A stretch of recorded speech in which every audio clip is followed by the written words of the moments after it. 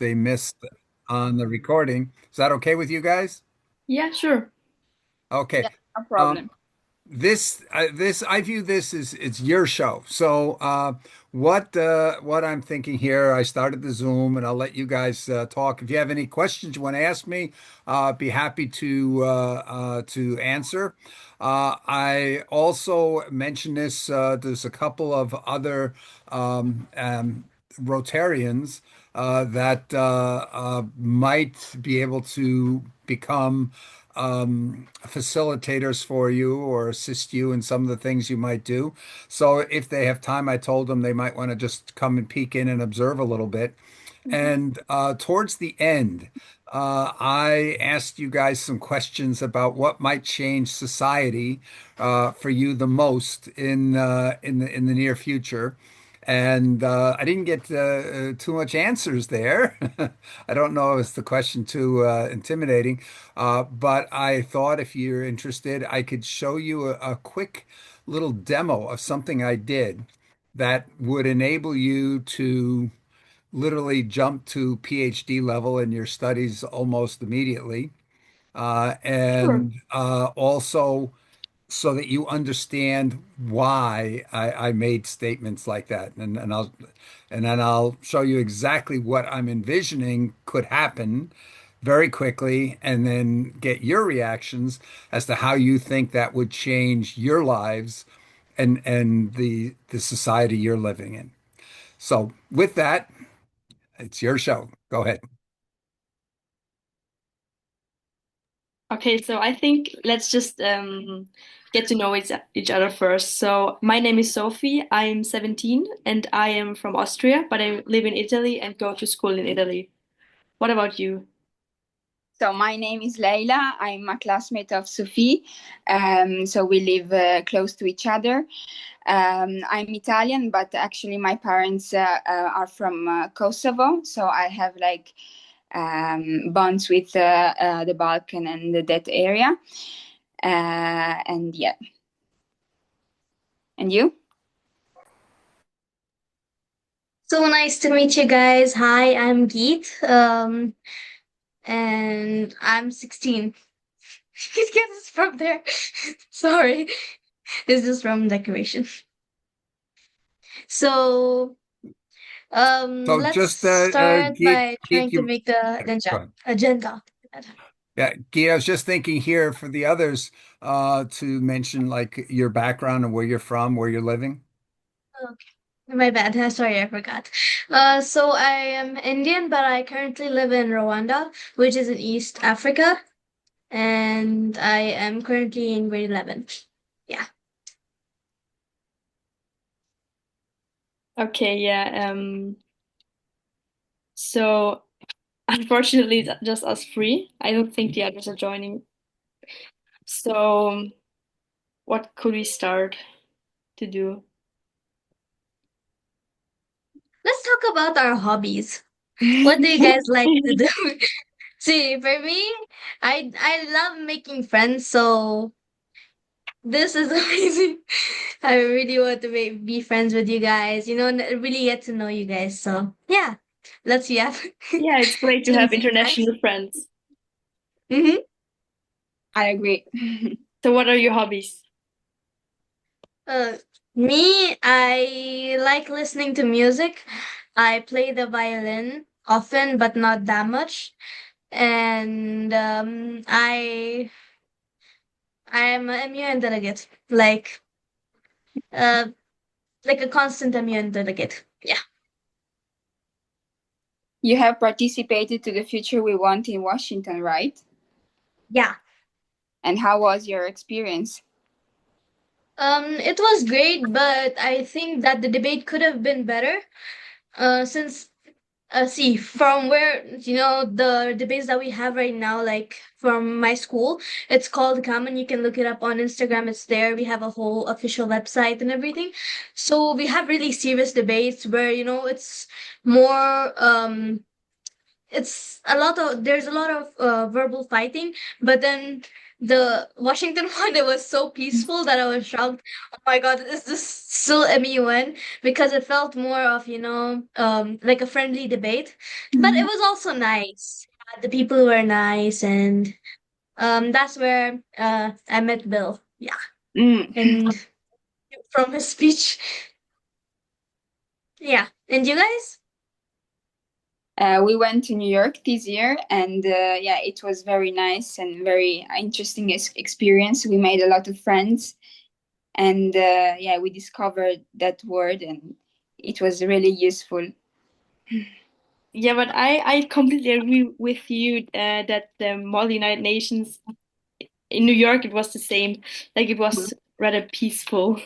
So it was a bit boring actually, and it was really I didn't like it so much because first of all you have to represent a country and you can't say your own opinion, and that's very hard for me because Austria has I represented Austria and has a bit a different opinion on the SDGs than I have.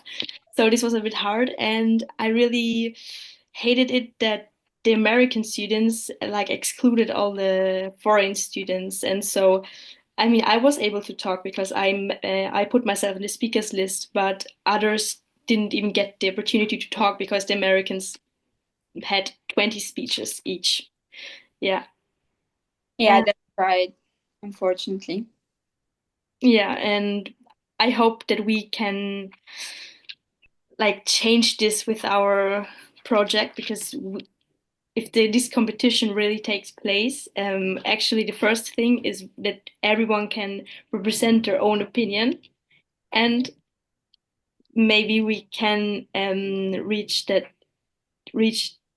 like come to the point that everyone is equal. That's what I would like to achieve with this. And wait, let's come back to the hobbies. My hobbies are like we spend a lot of time in the school, so I have to study a lot. And if I don't study, I do theater and I do Pilates as a sport. What about you, Layla? So I go swimming, and I love reading. And I also participate to the newspaper of my school, and I write articles. And I have done different interviews. Um, and me and my best friend Isabella, which who also participates to the project. We interviewed, for example, activists or other journalists, and it's nice and very so interesting. Yeah, and when it comes to the future we want experience, so by doing that, I understood that in Italy, like discussion or debates are really are not as common as in English countries like America, or I think also UK. So I think that's a pity, and that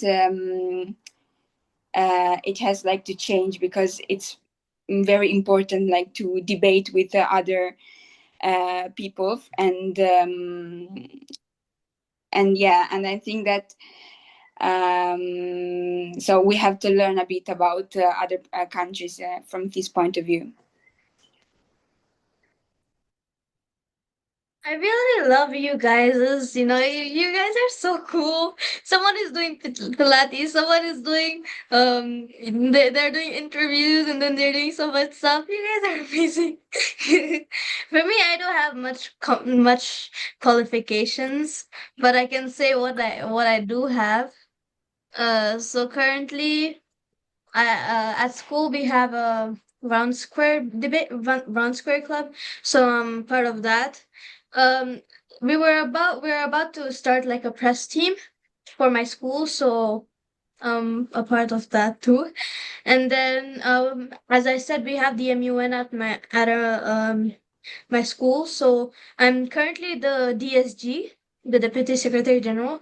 But then so next week, Friday, our conference starts, and then it ends on next week, Sunday. And then that's the season 1 of 2025, and then we'll have another conference later in October, and that's the time I'll be Secretary General. And then I do counseling, peer counseling at my school. I'm currently the vice president for that. Yeah. And one question. That's all I have. Yeah, one question. Sorry. What do you like about Mall United Nations? Because you said that you do it like you did it many times. What do you like about it? I love how we have the opportunity to express our opinion, but as you said, there's a lot of controversy between certain races, and people are biased. Like even if during the Washington conference, the best delegate award was given to someone who mainly engaged during the resolution making. So I think there is, of course, a lot of controversy, but then I love the fact that the only limit we have while debating are the personal pronouns, other than and formal language. Other than that, you can say whatever you want, and yeah, it's fun. And for me, since I'm part of the secretariat, I am more a part of organizing those debates. Like every Wednesday when we have a mock session, I help our secretariat team and organize them into setting up the room, like the different tables, because normally we have like a 4 people table, and then we have to like disorganize it, and then once the session is over we have to organize it, and just keep them all together. Yeah, more on the secretariat side other than debate. I have done 2 debates, one in Geneva and then one in Washington. So they were both great, but I feel like there's definitely a lot of biasism. Yeah, that's from my side. Yeah. Yeah, yeah, I agree. I noticed like it was the first time I participated to Mall United Nations, and I don't think I'd want to do it again. Actually, I mean it's nice to meet people from all over the world, but yeah, the bad wait like the bad the no the bad parts like are uh, are too like I don't like it. Okay, yeah. I don't know how to say It's it in English okay. right now what I wanted to say, but yeah. Um yeah, okay. And another thing, what do you think about AI? Like we talked like we Bill sent us a lot of messages about AI in the recent days. What do you think about it? To me, I feel like AI is not a bad thing. See, it's not a bad thing and it's not a good thing. It depends on how we use it. If we use it in bad ways, like cheating isn't good. Like it's morally wrong and educationally wrong, because you're not actually getting that knowledge in your head. Because in actual exams, you won't really get to cheat. You know, you may do assignments that use by using ChatGPT, but at the end of the day, are you going to use ChatGPT in the exam? On the other hand, if you use ChatGPT to learn that coursework, like you go to ChatGPT and you say, "Oh, can you explain?" There's a very popular prompt like, "Can you explain this to me as if I am a 5-year-old to to understand the topic better?" Or you go to ChatGPT and be like, "Oh, ChatGPT, I can't understand this. Can you please help me understand it?" That's good because you're actually getting content in your head. But then if you're using it in bad ways, such as like cheating and etc., that's bad. On the other hand, outside of school, if you're using ChatGPT to like fake your videos, that isn't really good because you're faking your audience. But on the other hand, if you're using ChatGPT to make the prompts for your videos or like the scripts for your videos, those are good because you're actually doing the work and you're learning as you go. Yeah, that's all I have. Yeah, I completely agree. That's that's my opinion too. Because like if you use it to do your work, like if you just if you have to write an essay and ask ChatGPT to do the whole essay for you, it's useless that you do it because like you have nothing of it. But if you use it to make it easier, to make your work easier, for example, like you said, to explain it to a 5-year-old, and I use it very often, this function, because it's just for your brain, like your brain can't learn if there's a text that's so hard to understand, where one sentence is like so long that you forgot what how the sentence started in the beginning. So yeah, I think that too. What do you think about it, Leila? So I think that the problem is when ChatGPT does the work instead of you. But if you use it as a facilitator and if it helps you and it gives support, I think that it's good. And I think that nowadays you cannot avoid using ChatGPT. It's something that we are going to face more and more in the following years. So we have to get used and to understand the drawbacks, but also the positive things of this tool. So, and I think that so schools are like the buildings, so like the place, the institution that has to, especially in Italy, to look more deeply to this tool and understand it better, because here in Italy they don't seem really understanding and taking into consideration ChatGPT, and I think that's completely wrong. Yeah, that's a good question. How is it in your school, Gitanji? Yeah. How is it in your school, like AI? Do they work with it or do they just ignore it? Like I mean the teachers, not the students, because students, of course, they use. Okay, our school is an IB school, so AI is allowed, but to a certain extent, like how they say too much of something is also bad. So they say that if you want to use AI, use it to learn instead of cheating, or to make it do your assignments. Yeah. What about your school? Yeah, they just ignore it. Like they say it's prohib like we can't use it at all. And if we use it, we get punished by a bad mark. And like our teacher said like 2 weeks ago that we have to be more intelligent and than ChatGPT to use it, which is insane, but I hope this will change. So like I think Italian schools they ignore like artificial intelligence, but not only artificial intelligence, but in general like technology. So Italian schools are really traditional from this point of view.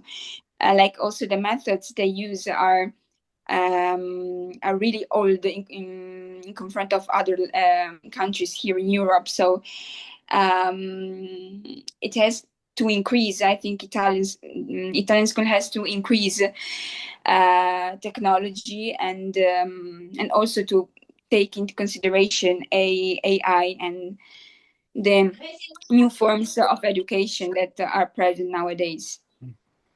If I could just give you a little joke, maybe this you might find this funny. Do you have any of you heard of the story of Rip Van Winkle? Okay, this was, No. New York used to be New Amsterdam because it used to be a Dutch colony from Holland, from the Netherlands. And at those early times, the story was that there was this old man, who was going up the Hudson River, and he fell asleep. And he fell asleep for like 300 years. And he woke up, and everything's so different in the world. So somebody updated that story just recently and said, imagine he woke up today and he sees telephones. Wow, TV, television. Oh, cars. And he's seeing all these things. He's saying everything is so different. Nothing's the same. And then he walks into a school and he says, "Oh, it's the same. It hasn't changed in 350 years." And that's in many ways so true. I've traveled around the US. My children got their early education in Germany. And when we came to the States, my son was 12, my daughter was 9. My son, after just a couple of weeks in the school, and we were in the faculty town of a major university, so in the top 1% of schools in the United States. And he said, "This is strange. I have the same math I had 3 years ago in Germany." So this is not something, in Italy, maybe um, because a lot of your curriculum things are driven by your national Ministry of Education.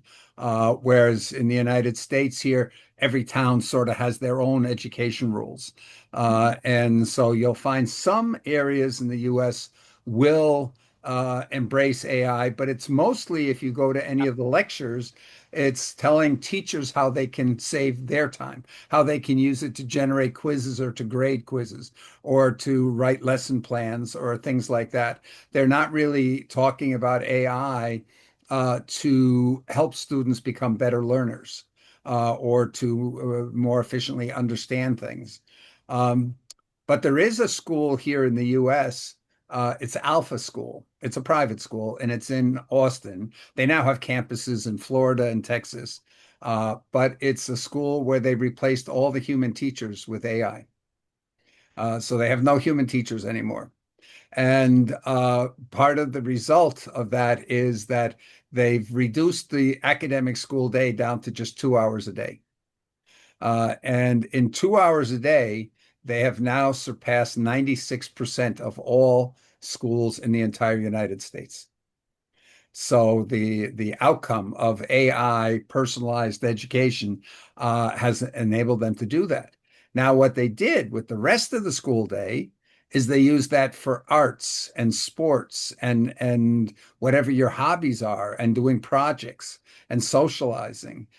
So they're actually reinforcing that side as well as excelling in the academic side. And Now they didn't fire the teachers. They just said, "You're no longer responsible for instruction and you're no longer responsible for assessment." So they don't do tests, they don't do instruction. They have been converted to mentor coaches. So just like a coach on a swimming team or on a sports team, yes, you can do it. Go for it. Yeah, yeah. No, come on. You can keep going.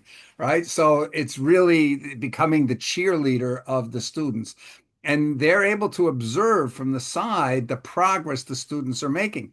If students are making good progress on their own, they just saying, great going, keep it up. But they only have to then concentrate on students that are having more than reasonable difficulty. And what they do in those cases is they look and they see, okay, is it academic? Is the student having difficulty understanding some material? And then they're not allowed to tutor the student on how to solve the problem. Say a student is having difficulty with long division. They're not allowed to go in and show the student how to do long division because then they become a crutch. All they're allowed to do is go in and say, "Well, how have you approached the problem? Have you looked around for any guidance or aids that might help you understand that? What have you done? Have you looked for any videos, any tutorials? And at the last resort, have you asked anybody?" Okay, so the idea is teaching that student to take the initiative to figure out how to get themselves unstuck. So if they do that after a couple of times of advising the student on how they can get themselves unstuck, that student is probably in the future going to get themselves unstuck on their own. So the number of cases where a mentor coach would have to intervene with the student will become less and less and less as the students become more confident in their ability to learn and to find the best learning aids and employ them or figure out how to ask the right questions to get the answers they need. So this that school that may end up being the model of the future is early on. turning the responsibility, if you would, for education over to the learner. Because the UN had a major conference the year before last during the General Assembly. It was called the World Summit for Transforming Education. And the main thing they pointed out is that the primary mission of education is no longer do you know algebra or do you know history or whatever. It's are you prepared to be a lifelong learner?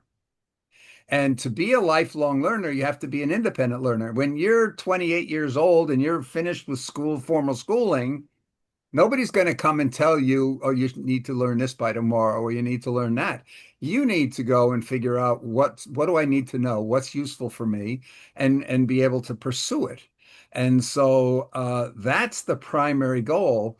And so the primary goal of those mentor coaches, if you would, former teachers, is to help you become a successful and confident independent learner, right? So that I don't know what your thoughts are on what do you think how that would change the atmosphere in your school, whether that would result in students feeling, hey, I've got more agency, I got more responsibility, but I got more agency, and helping those students maybe not be as frustrated in the school or the academic part of the process there. What are your thoughts on that? Yeah, I think this is great. Like, I want to go to that school because we have like so much stress because of the marks, because we have 13 subjects and only five of them really interest me, or four. And that's the problem, I think, nowadays, because if we have AI, like I mean, when I went to school in Austria, we were 28 in one class. And so I think when there's one teacher and 28 students, the teacher can't focus on every student. Now here in Italy, we are 13 students in one class, but I noticed that the teacher doesn't manage to focus on every single student. So so they have to get help out of the school from external teachers that explain them the the subject. And but if there is AI, if we have AI that explains everything and makes this individual um, like if AI analyzes a student and finds out how this student can actually understand it and their way of thinking, this can help because the student can learn something in much less time than it would if there's a teacher in front of the class who explains it to the whole class. And that's a problem too because um I mean we're talking always about how AI can give us false information, but have we ever thought about that teachers can just give us information and we all believe it because we think this is an expert. So I have our one of our teachers talked with us about this 1 week ago, and this got me really thinking because we are sitting here in our most influence, like we are very we can be influenced very easily in our age, I think. So if there's a teacher who has an opinion on something and explains this every week, every day to us, then we start believing it. So I think in this case, AI would be more reliable. What do you think, Leila? Yeah, I think the most interesting thing that Professor Graham said is that with that school, you can socialize more and do sport and like cultivate your hobbies and so on. And I think that's something that nowadays is very needed. So, for example, me and Sophie attend school from 8 a.m. to 5 p.m. in the evening. So we don't really have time to socialize. We don't have time for our hobbies. But in life, I think that the hobbies, like your hobbies, can become your work, your future. So if you don't if you have no time for your hobbies, like you lose also opportunities for your future. So it's very important that students have free time for themselves, and to develop like their abilities, and to understand things, and also um, like um, meet other people that are also that are not part of the school, but maybe they can be more useful than the people that you know in your, like, in the school building, and that you meet every day, every single day.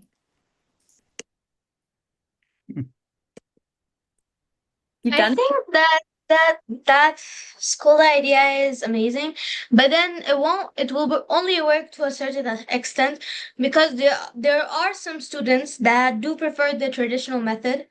See, for example, me, if a teacher is presenting presentations, I would prefer him writing on the whiteboard instead, because I get more time to copy from the whiteboard.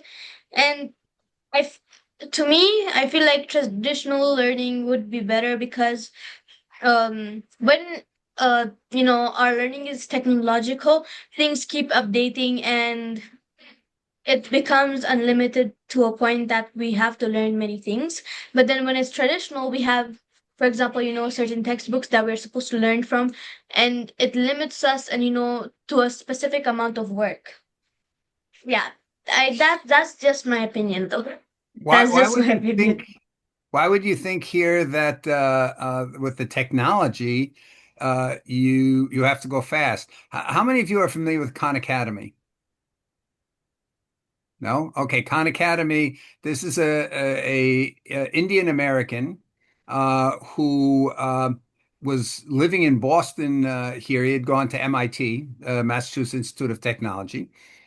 He did 3 degrees simultaneously at MIT, and then went on to Harvard and got an MBA.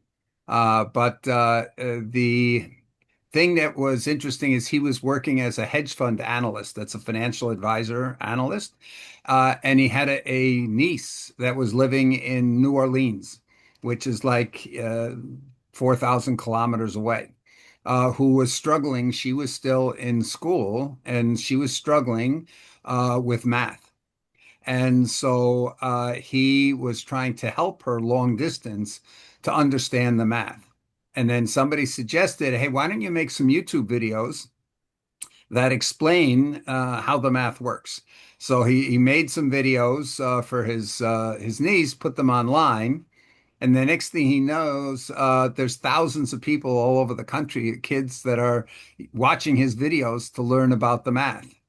In the meantime, it's grown that there's 140 million young people around the world, actually people of all ages, because you can go from everything from kindergarten math or any other subject all the way up to a master's degree using his courses. He has about 10,000 courses. They're micro courses really, because each one is only about 10 minutes long, explains just one particular feature.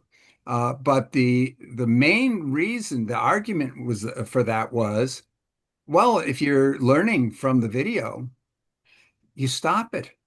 You can slow it down. You can watch it 3 times, right? So you have total control over the speed. And that was at a very simplistic perspective. And the other key thing he did is he tied all those videos together. So it creates a network of prerequisites. So the system doesn't allow you to go on to another learning concept until you've mastered all the prerequisite concepts. So technically, here, one could say, I don't know, in your schools, I think most schools, the passing grade for a subject is usually about 60, 70% on an exam. Is that the case in your schools? Right. Now, imagine here with the technique that he's doing, we're proposing that the passing grade could be raised to 95%. So that the expectation is you would get 95% on your exams. to be able to move on to the next level, right? But if you now have to master every single step, now it doesn't make any difference. You're sick for a few days, you miss school for a few days, doesn't make any difference because you pick up where you left off. Doesn't make any difference. The school schedule is not based on, oh, Thursday, the Ministry of Education says we have to teach this on the second Thursday in May, right? You're gonna do it based on what you're working on, where you are in your materials. And you might use different methods because you might be more visually oriented, or you might be more audio oriented, or you might be more, I've got to actually use it myself to understand. And so you can find the methods that fit your learning style the best.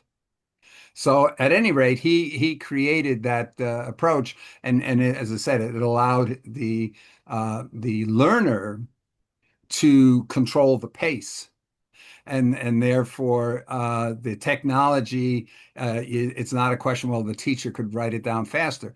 The other thing here was that it's been found that a lot of students, if they don't understand what the teacher is saying, they don't want to raise their hand and ask because they think their classmates are going to think, oh, well, wait a minute. What? You didn't understand? That's so easy, right? So you're shy and you don't want to embarrass yourself publicly, so you don't ask the question.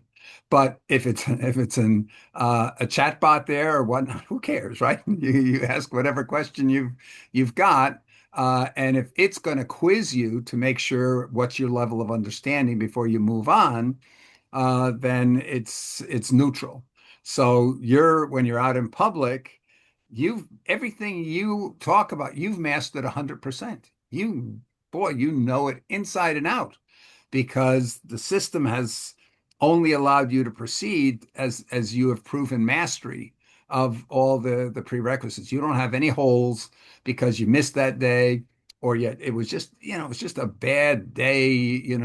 You stepped in a puddle on the way to school or whatnot, and your shoes are wet. It doesn't make any difference because you control the speed. Anyway, that's just one thought to Geet's comment there on the school. Oh, and then there's another thing here. When asked, how did you do three bachelor's degree at MIT, which is considered to be the hardest university in the United States? How did you do that? He said it was secret. It was very simple. I just never went to class. He says, I can learn so much faster because the time I would spend walking to class and back, and then I've got some professor that's 50 meters away talking to 200 people. And maybe he's not talking about the parts that I really need. I can watch 4 video lectures from that professor in the same time frame, but I could watch 4 video lectures from 4 different professors on that subject and have a much deeper understanding in the same time frame. So that's led to his comment there that he was able to learn so much faster on his own because he was doing the parts of learning that were particularly important to him personally, rather than to a general audience of 100 people. So I don't know, Geet, does that make any? Do you see Yeah, why some yeah, it people? does. Yeah. Mm-hmm. But my opinion was mainly based on traditional and technological education systems. So it was just an example, for me. Hmm. I would, prefer reading from a whiteboard other than having a presentation presented on the whiteboard. It's just, like a personal preference, and some people might actually, even find that good. Like you said, AI is AI helped him get 3 degrees at once. No, no, it That wasn't is AI. There was no AI at that time. It wasn't AI. He was just saying I can read 3 books in the time I spend going to lectures. His point was that just hearing somebody speak at a distance, why do I have to be there? He's not talking to me, he's talking to 100 people, right? So uh, it's much better if I can watch a video of that professor giving that lecture that I can pause and think and make notes or whatever, than if I'm in that lecture class and he's speaking for 50 minutes and I'm sitting there writing like crazy trying to keep up and maybe missing key points and not having time to think about what the professor is saying. So that those are some of the thoughts. But now imagine with AI, it's an avatar there, or it's an interactive whiteboard, and you're able to talk to that avatar professor there during the lecture. In other words, you're watching. It's almost like you're watching a YouTube, but you're able to ask questions of the YouTube while it's playing. You can say, well, wait a minute, stop, pause the video for a minute. What did you just mean by that last sentence? And if you could go and have conversation with YouTubes like that, YouTube, especially tutorial YouTubes, how big a difference would that make? How It many, would. yeah, how many of you have tried the audio overview of Notebook LM? Yes, I have. Okay. Have you tried the interactive mode where you can interrupt it and ask questions while it's playing? Yes, and it actually worked. They answered to my question because I saw it in one of your meetings and I tried it out and it Yeah, really answered to me. right. Yeah. So, you know, that's the kind of thing I think that we're coming. The number one thing I think for learning is, do you have a reason to want to know? Our education system is based on giving you answers. They're telling you, oh, to this question, this is the right answer. And so now when you're all finished, you've got a lot of answers. But in reality, the key to really successful education is to have you learn how to have questions. Yeah, if you to be curious, to say, I want to know. A lot of people they see there's some issue going on. They say, "Oh, that's too hard. I can't follow that. I don't understand how that works." All right. But if you're able to go and just be able to, at any moment in time, be able to find out instantly how something works, that changes the whole ball game. So you So guys your talk, idea, yeah, sorry. go, yes, Keith. So your idea basically combines a traditional whiteboard plus AI, but then in notebook LM form. I think this can also work with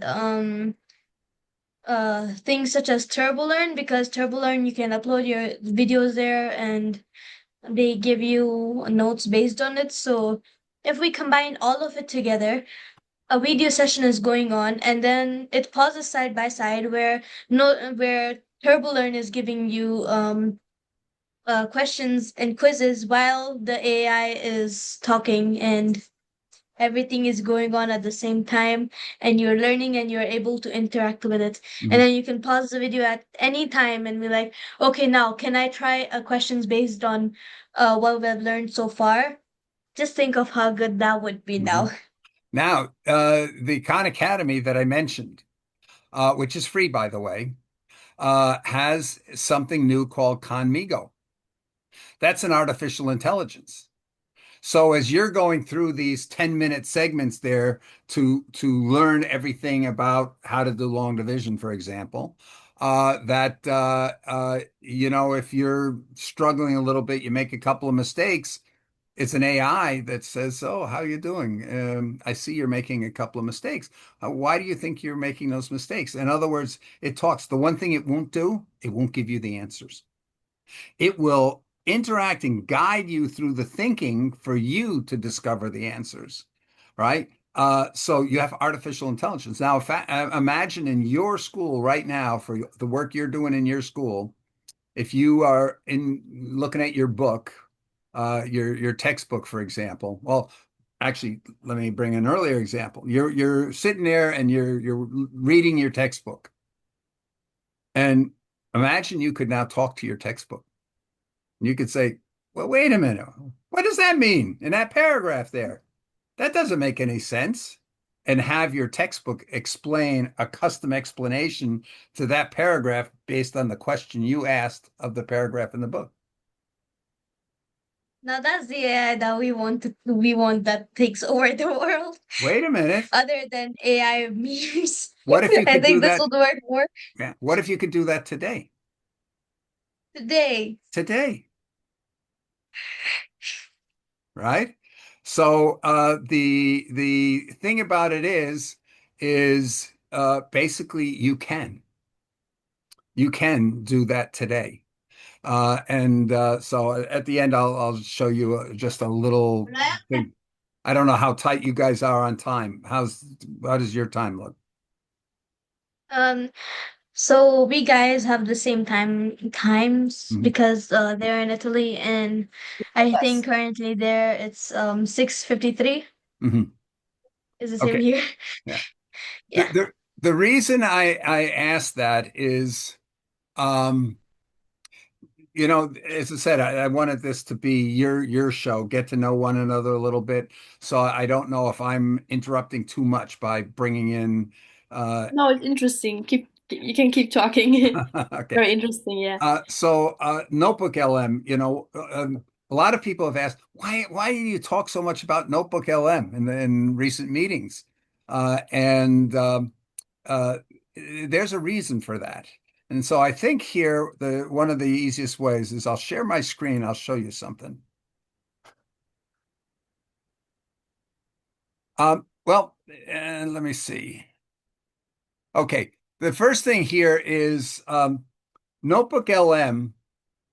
Notebook LM is about letting you uh, bring together, curate together all the best sources of knowledge on any subject. And so, when you go to ChatGPT and you ask questions there, it's going out to all the information in the world. And so, it could be some crazy person that wrote a lot of posts somewheres and it brings up those answers.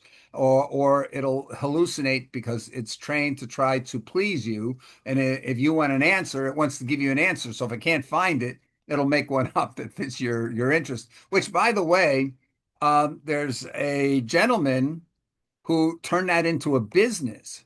What he did is he said, "Oh, okay. I ask about a product, and ChatGPT makes up a product for me because there is no product that does that.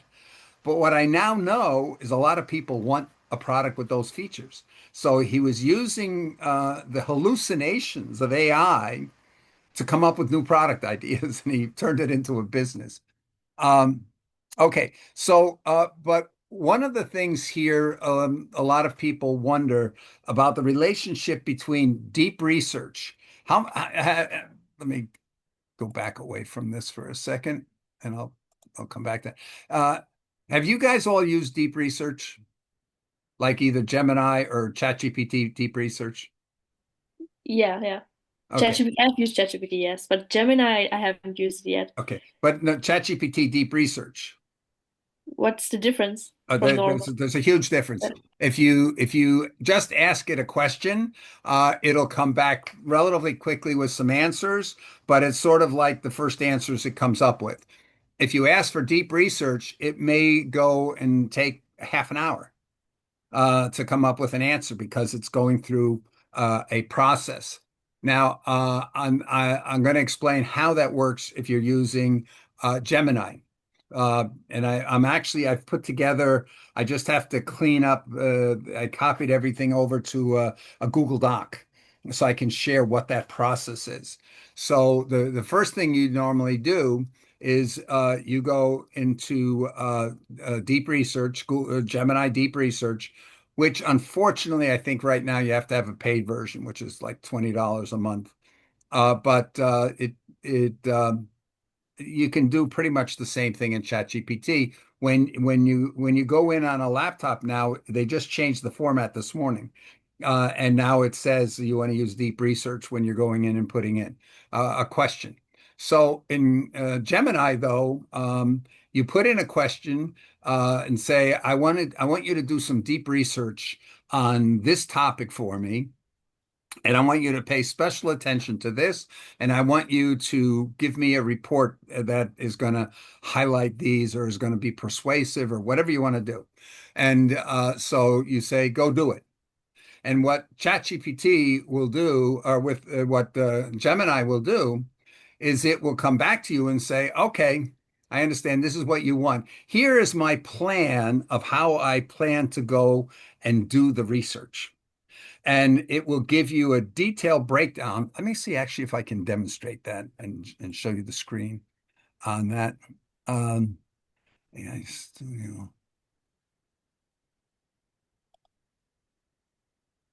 Oh, okay. I have to show you this. This is a new thing here that in Gemini, I don't know if it's available for everybody. Oh, you don't do it that way here. Oh, down here, you go and describe what you want it to do.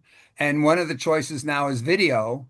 And it took less than 2 minutes to make this video. My request was. Um, I actually did a couple of these. I said, generate a video clip of a rabbit eating broccoli. And this is what it did. That took about 1 minute. Then I said, okay, show the rabbit sitting up and holding the broccoli while eating it. Well, it didn't do too good. It did fairly good, but it wasn't really holding the broccoli. So I then said, have the rabbit holding it in its paws. And it generated this. Now, the interesting thing about this is if you watch a movie or a TV show, most of the scenes are only about 5 to 10 seconds long, and then it will change the camera position or it changes what's going on. So you can actually create a whole bunch of these and put together a little video on this. Okay, but the thing that I wanted to show you was oh here, by the way. I also did something with a squirrel. That's okay. So I did a thing here, a universal basic income, where I asked it a question here. And so here's what I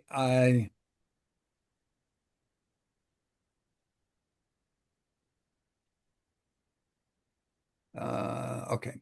So I said I'm conducting a PhD level study on the feasibility and implications of implementing a universal basic income in a society with extreme inequality. Specifically, the top 10% of the population controls 70% of the wealth in the or income, and the bottom 50% has less than 3%. These perform a comprehensive structure. Oh, I'm going to show you how I didn't make up this prompt, by the way, and I'll show you what made the prompt. So here it said, okay, make me a clear structured report that has an executive summary, a literature review, and so forth. And I asked it to please do that. And so it came back to me and it said, here's the plan I put together. Let me know if you need any changes before I start researching. So this is what it said. I'm going to search for and synthesize global and national data from academic, government, and think tank sources on extreme income and wealth inequality, specifically focusing blah, blah, and identify sources for clear visual illustrations of these distributions. Then I'm going to conduct a comprehensive review of different universal basic income designs, universal partial target, gathered and summarize the information in a real world universal basic income experiments and trials, including in Alaska, Kenya, Finland, India, Stockton. Then I'm going to invest and analyze viable funding mechanisms for implementing universal basic income in societies characterized by high inequality. And this includes examining all these things. Then I'm going to evaluate existing research on the short-term and long-term macroeconomic and social impacts. Then I'm going to explore academic literature and policy analysis concerning the political economy and feasibility. And let's see, then it goes down, and I'm going to identify and summarize 2 to 3 detailed case studies. Then I'm going to compile all gathered information, ensuring that sources are primarily from academic journals, government reports, and reputable think tanks. I'll identify at least 5 to 7 relevant charts and diagrams, and so forth. And then I'm going to review the compiled research to ensure a formal academic tone throughout the report, verify all data sources. So what are your thoughts? That's the plan. It's coming back to me from my prompt and saying, this is how I plan to approach that.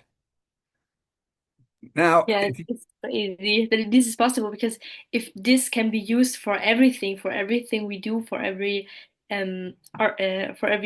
we have to study, we have on our school curriculum, uh, this is great. Or even to do presentations in school, we don't have to lose time and search everything in the internet. We can just ask this here, and it gives us the informations we need. right. Now, see, Yeah. it said here, oh, do you want to edit the plan or should I just start the research? Should I just start to do the plan? And I said, oh, actually, the first attempt went wrong on that. So it just repeated that piece.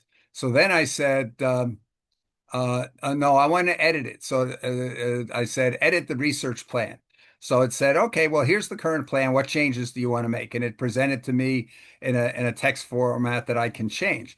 So my thing, I said, add a section with the financial accounting and also describe the implications for that segment of the society previously earning in the 75 to 85% who have mortgages for houses and car loans, student debt and what's going to happen for them because there's may not be enough money to be able to give them a universal basic income that's high enough for them to be able to service their debts. And that has a whole bunch of ripple effects. So anyway, I let it go through that whole thing, and then I said, okay, it gave me the opportunity to open my report. And so here is the report that it came back with. Let me, here over on this side, here, and there's some tables that it came up with, and all of this information. And you can see this is quite a comprehensive report that it came up with. And so it went through the whole thing and then gave me all the sort of the websites and documents that it used for the content there. Um, so and then I have the ability to learn more about any particular paragraph in that report. This report, I think, was like 40 pages. By the way, it gives me the opportunity, if you'll notice my cursor is up in the upper right-hand side, I can take this long report and say, generate an audio overview. That'll give me like a 20-minute audio overview of all the content of this report. Or I can export it to a Google Doc. With one click, I can just export it to a Google Doc. And I also, though, have the ability here to let me move this again. I have the ability now to go and ask follow-on questions to anything in the report.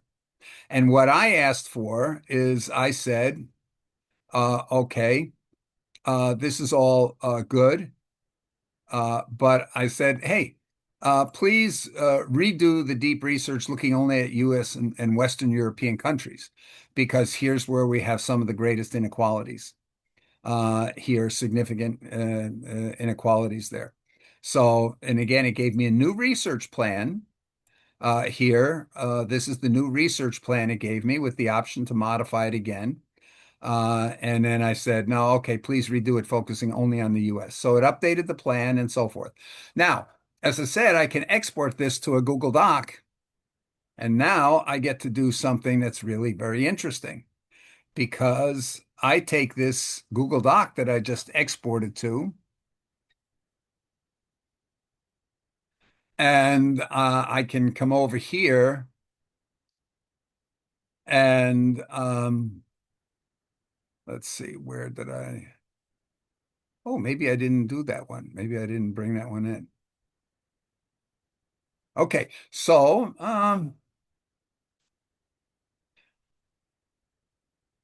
hmm. Okay, so I'll go then into this. I sent you guys um, a link to a video that by Rebecca Winthrop. She's an analyst at the Brookings Institute who did a study about 6, 7 years ago on how to close the education gap between developing countries and the developed countries. That was really good. So at any rate, so there's this video out there that's fairly long, and I just imported that video. This is the video here, and you can look at it. But here it gives me a summary of what is in the video, and it gives me the key topics that are in the video that I can drill into. So if I want to know specifically about their discussion they had on the purpose of education, I can go in and just highlight that particular aspect. This should finish. Okay, here we are. So it came and gave me that summary. Now, what's very interesting here is if you'll notice, there's citations. So if I mouse over any of those, it will show me the exact text where in the video they said something that whatever led to this conclusion in this summary here. This is the actual transcript of that piece of the text that where the source of that was. So in the citations, if you would. And so I'm able to go into whatever detail. Um, yeah, I'm gonna let that. Okay. The other thing you can do is now when you're in Notebook LM, are you all familiar with mind maps? Yes. Yeah. Okay. So you can click here. If you'll notice in the middle of this, I can have this thing called mind map. I can click on a mind map and it will give me a mind map of that video. So it starts off, this is what the high level educating kids in the era of AI.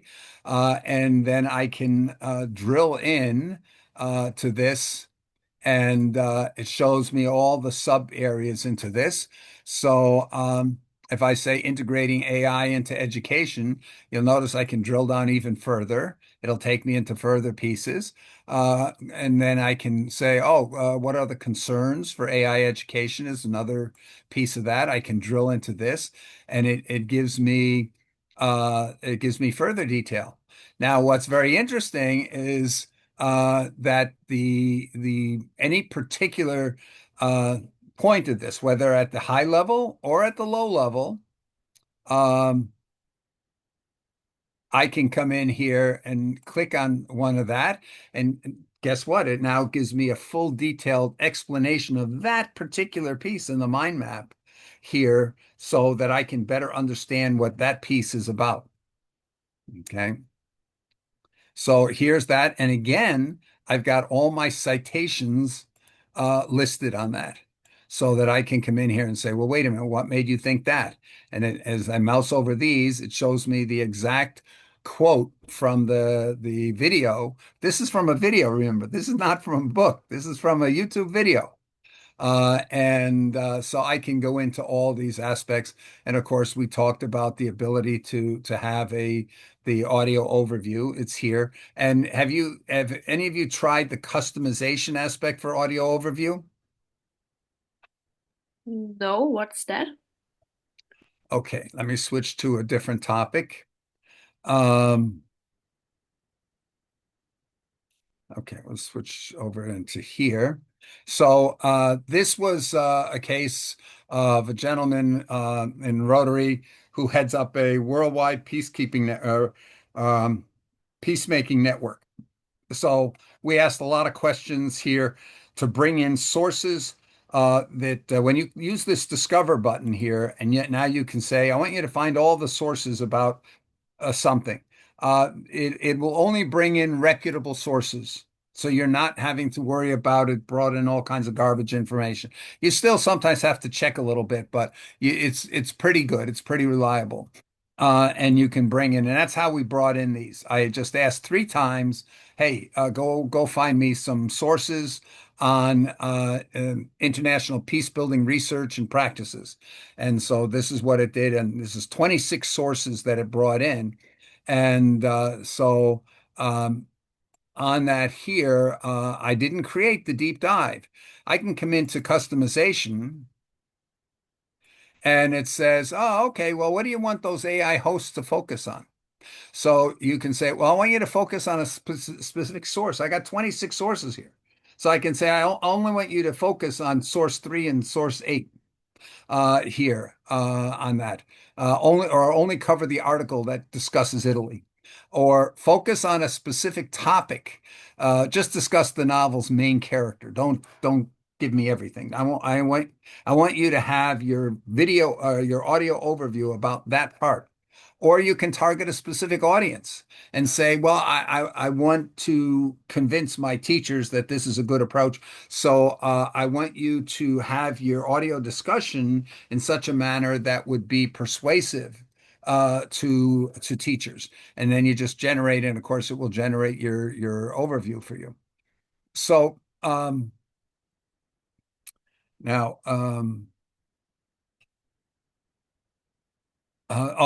okay. So now when we go in here, I can ask any question and say, uh,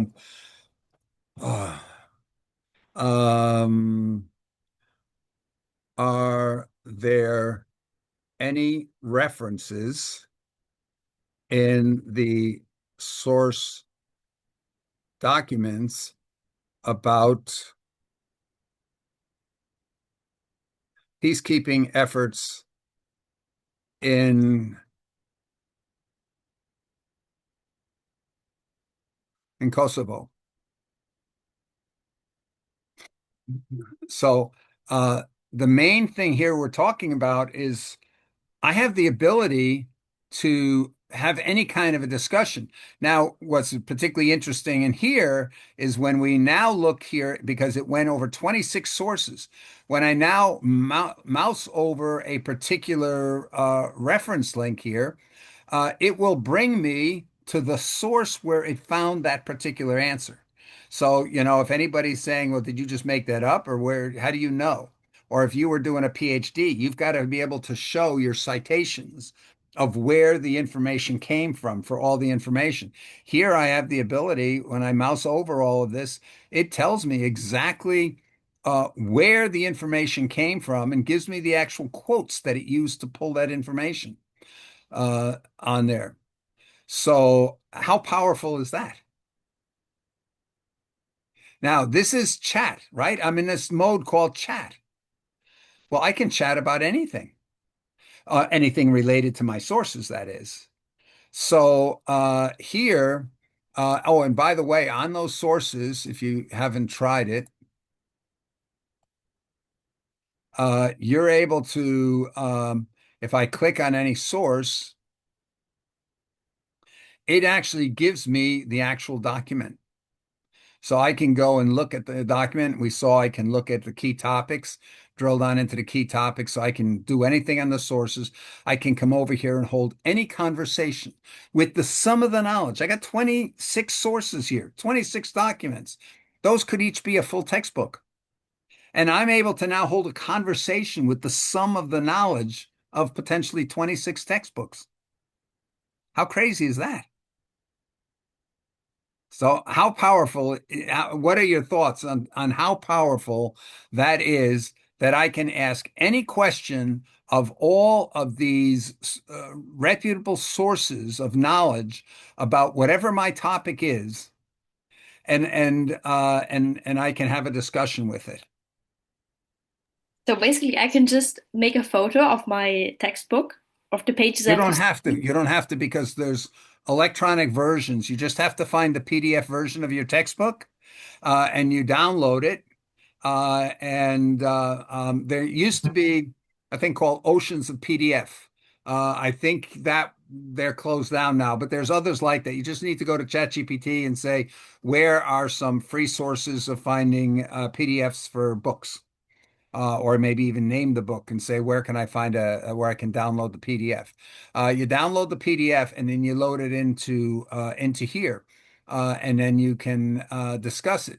Now, how many of you are familiar with Yuval Harari, the Israeli history teacher? He wrote the book. He wrote a number of books on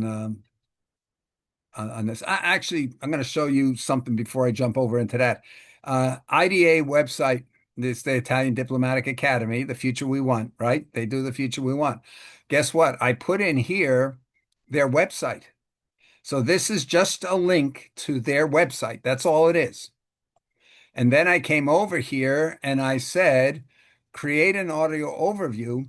But in the audio overview, I put in my customization. I said, please critique this website and give us suggestions how to make it better. Imagine that, just to be able to go, or maybe it's a YouTube video. I say, please critique this YouTube video. It's a tutorial. Please critique it and tell me how it could be made better. And that's what the discussion ended up being, how to be able to make it better. Uh,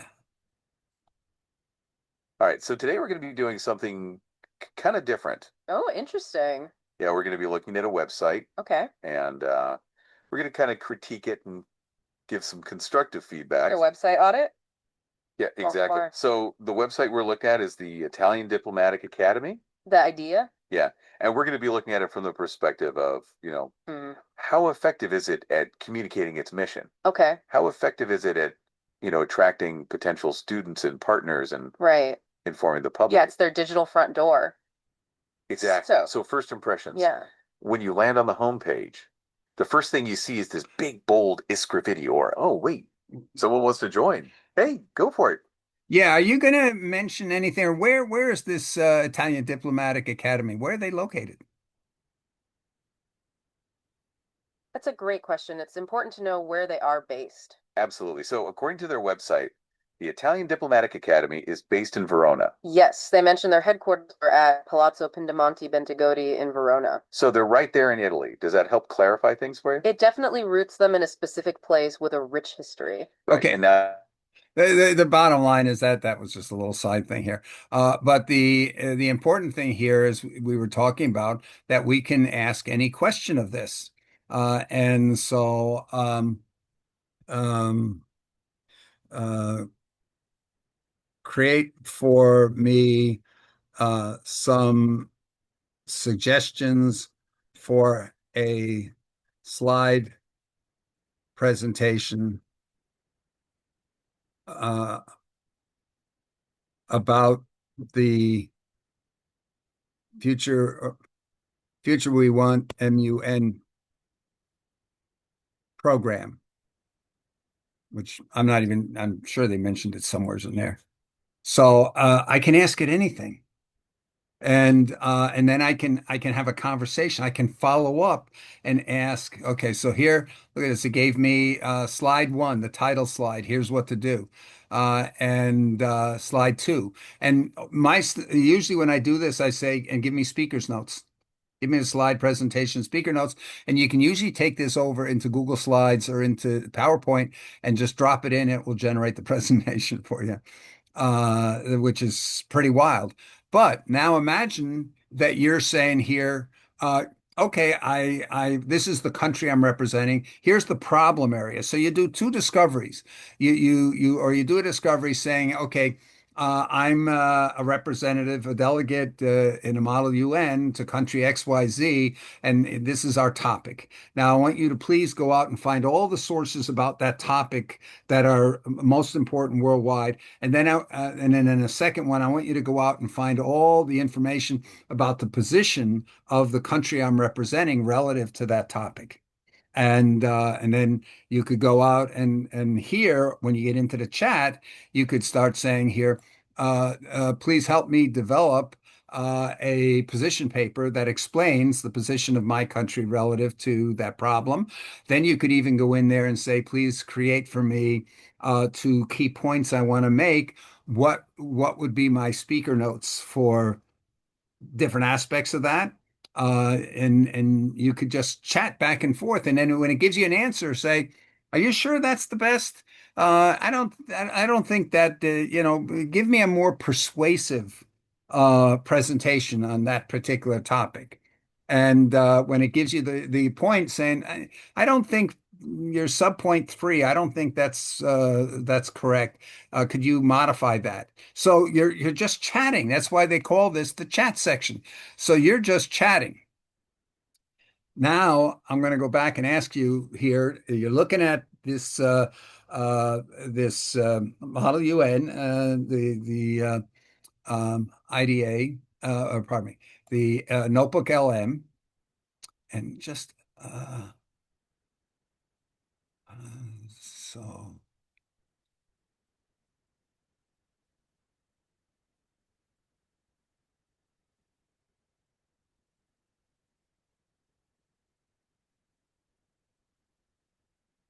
So this guy, by the way, the One World Schoolhouse, that is a book by the author, by the founder of Khan Academy. This is the book. Okay. So I come here and here's the book. All right. I was able to download the entire book. Uh, Here it is. I can come here and look at it, and it gives me there's the whole book. So now I'm able to come over here and I can ask it any question. How did Khan Academy get started?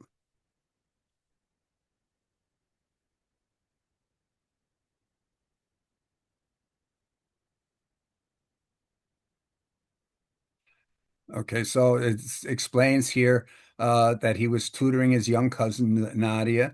Again, when I go and mouse over this, it gives me exactly where in the book. This is the actual text out of the book where he explains how he got started doing that. And for each piece of this. So now imagine you can do this for any book, almost any book. And But here's the secret. I asked the question of you guys, what do you think would make Notebook LM even way more powerful than what it is right now?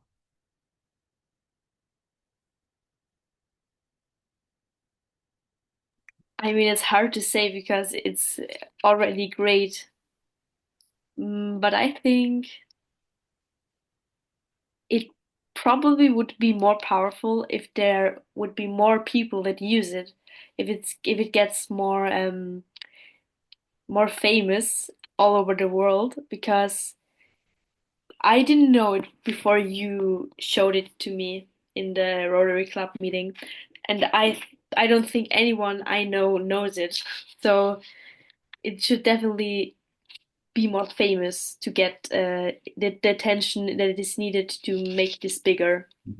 If you go to YouTube, go to youtube.com and in the search put in Notebook LM, you will be blown away. I think it is maybe equal to ChatGPT in the number of YouTube references about Notebook LM. It's considered to be the app of the year for last year. So having it more known, yeah, I agree. But I'm thinking, what change to Notebook LM? What enhancement here to what you're seeing would be most valuable? By the way, if you haven't clicked on any of these here, like a frequently asked questions or a study guide or a briefing document, these here is generating these based on the um, on here. Here's what a study guide looks like. It'll actually say, here's a quiz, and it'll ask you, here's the quiz where you can prove for yourself how well you understand. And then it gives you, these would be the ideal answers to those.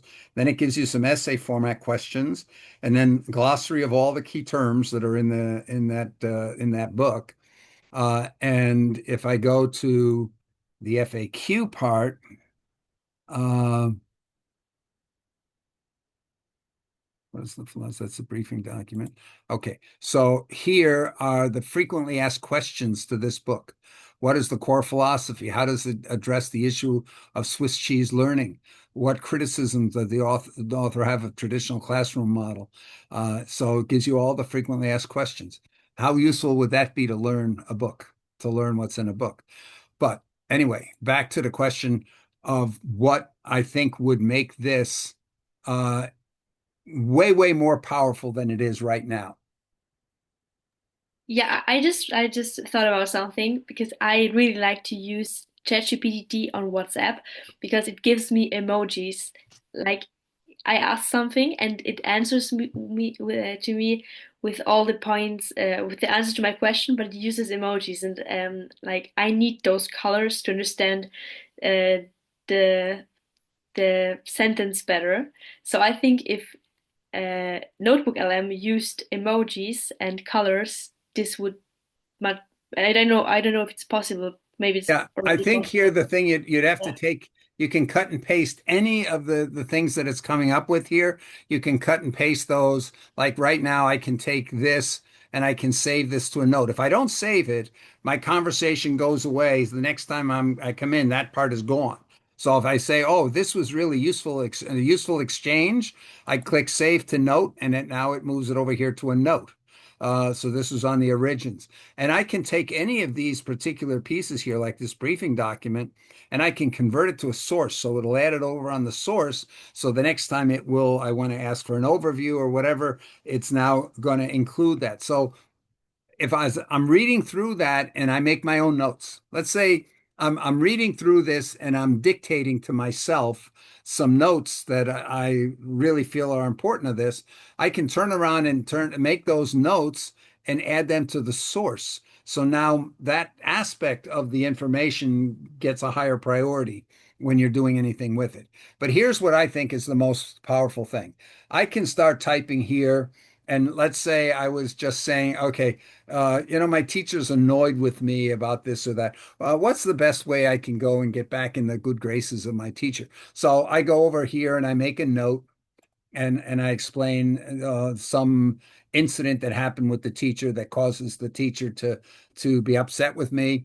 And then I can just have a conversation here and say, what's the best way I can get back in the good graces of the teacher and this and that, just like you would chat with a buddy. So the thing I think that would make this the most powerful is if I didn't have to type here. If I could just talk and it just talks back to me. So have all of you used the advanced voice in ChatGPT? I have. Yes, I love Sophie's point of adding, emojis since it really helps with photographic memory. And I loved how you took over this session and really taught us and showed us how AI can help us, in the world, in school, and how we discussed our opinions on AI based schools, AI based classrooms, and even websites that help us study. Right. And I even loved the fact that Notebook LM made those graphs that really help in our photographic memory. So yeah, but I Well, think yeah. that is it for today Yeah. No, I'm since it's about to getting wrap. late. Yeah, I'll wrap this up then. The point that I was making, if you were able to talk to just have a conversation. So you've now picked 50 different sources, or you had the system find 50 different sources for you about a subject. All the known knowledge to all the professors out there on a subject, all the research institutes. Here's all the sum of knowledge. And you're able to just hold a conversation. So you go take a walk.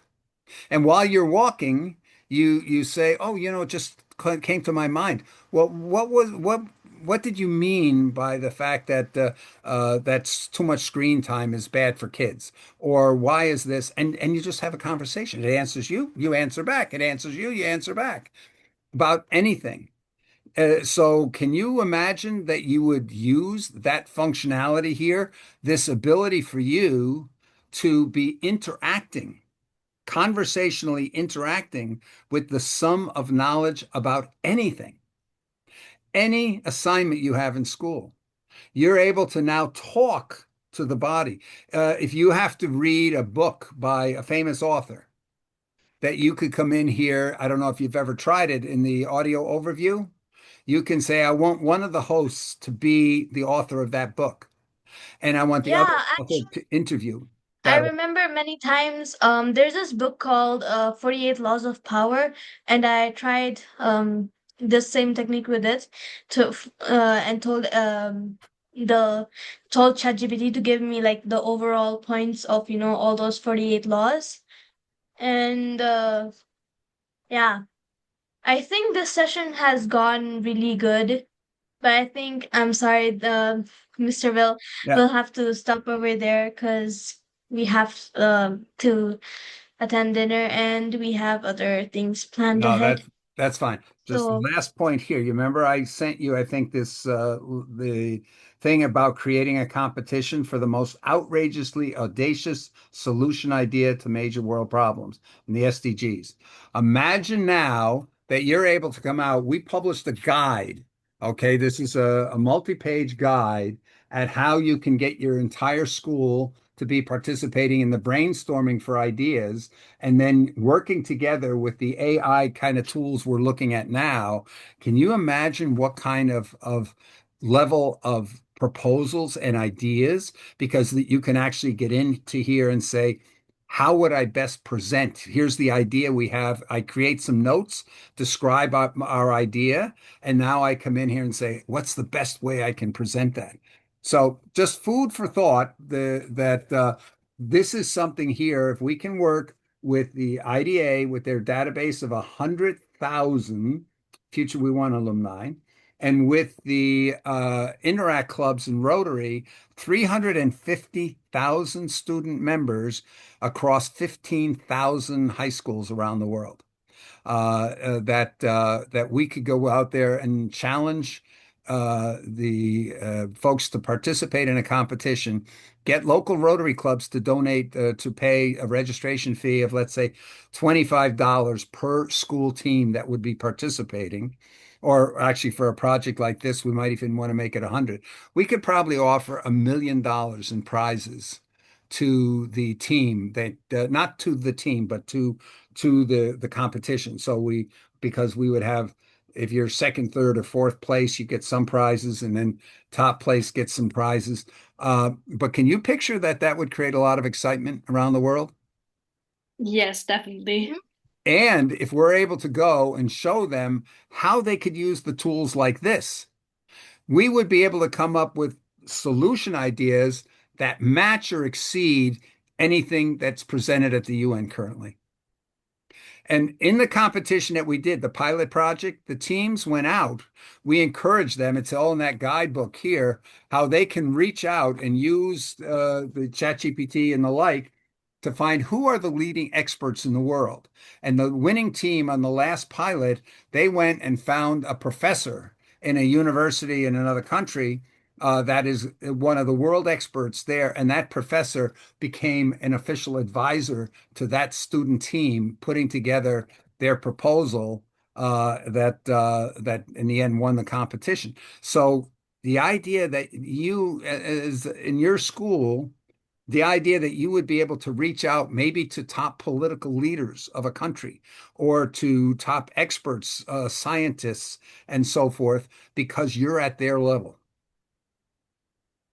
That's the kind of thing here, that the number one purpose of putting together your group is I believe you guys can be the start of putting together a team that can radically change how young people around the world dare to go and take on the world's biggest problems with the best tools that students all over the world can be working at a PhD level on discussing problems and working on problems. And I just want to show you why I believe this is. Here's tools that make it possible, but the key is having young people like yourself who dare.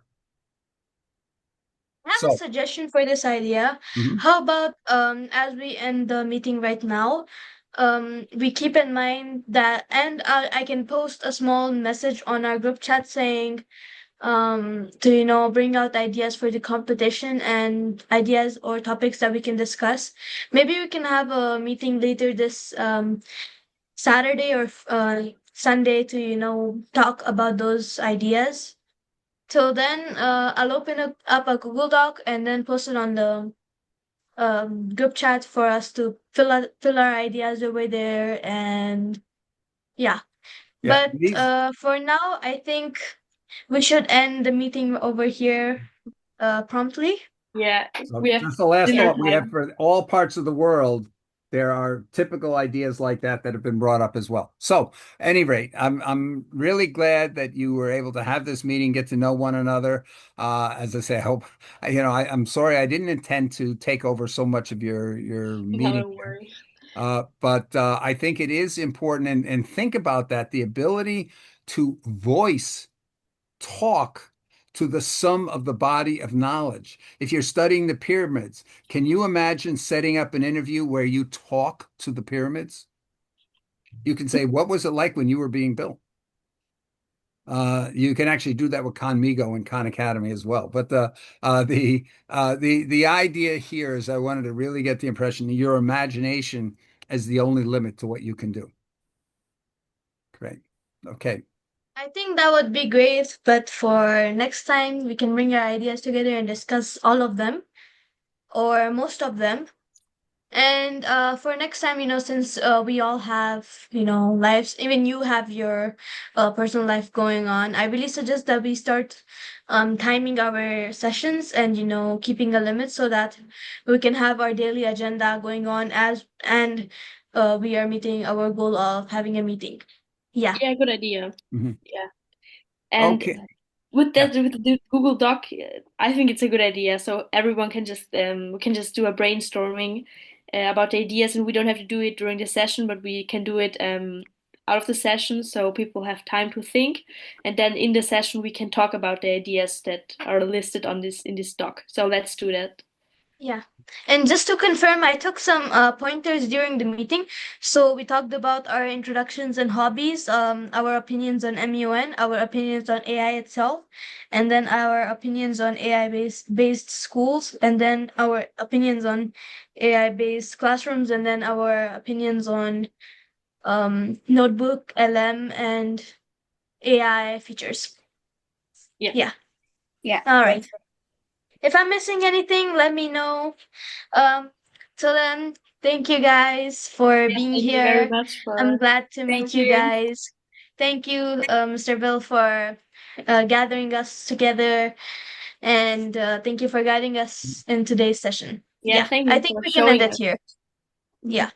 Thank you for showing us all this stuff. Okay, The well, new. Yeah, very you interesting. practice Thank you. here, and the next time you can explain to me because every time I use it, I learn something new. So you're going to probably learn things that I don't even know about yet as you start Yeah. using Mm. it. I'll Okay, try it out. Okay. great. Bye. Bye. Have a Bye, nice guys. day. Bye. Thank